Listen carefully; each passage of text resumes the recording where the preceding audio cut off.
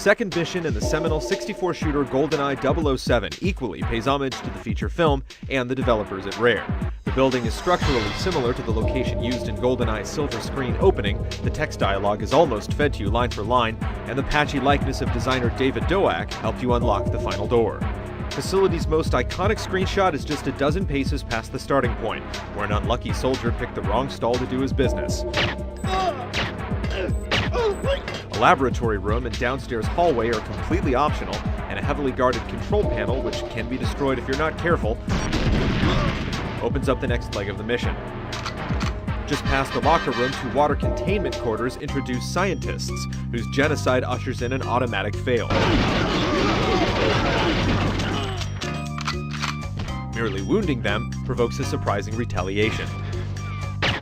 Pushing forward, the facility splits into two areas, with only one of them necessary on the lowest difficulty. The right side can be entered without using either of the central control panels. Simply firing at the ceiling audibly provokes the guards camping inside. Blasting through more glass-paneled labs and pairs of armed soldiers, Bond finally arrives at the fuel room, accessible thanks to Doak's door decoder. This refinery room can be handled a multitude of ways. Doors on the left and back house two optional guard pairs, strangely hiding at attention. Just enough remote mines are supplied to disable the large canisters, but grenades can also be used if you manage to pick up a few.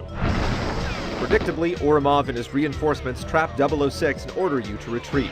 You can try to take out the stationary soldiers, blow the canisters before Trevelyan is captured, or after he's shot, and make your way through the cinematically correct conveyor belt, or the much more accessible rear double doors. Proceeding directly to level 3, the daring runway escape triggers a spawn point based on your chosen exit.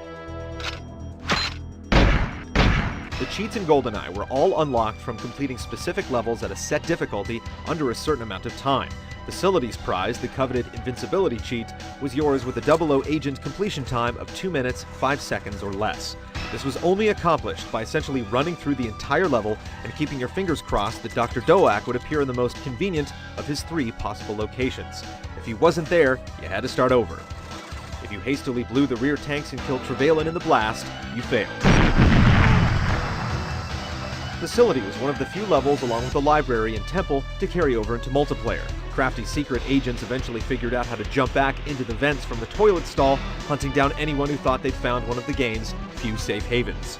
Only half of the map was played competitively, but engaging in either single or multiplayer helped to refine your understanding of the layout until it felt just like home.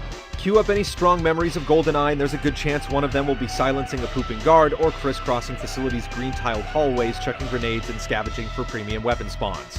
The believable architecture that assembled the facility was largely what made each of GoldenEye's levels so immersive.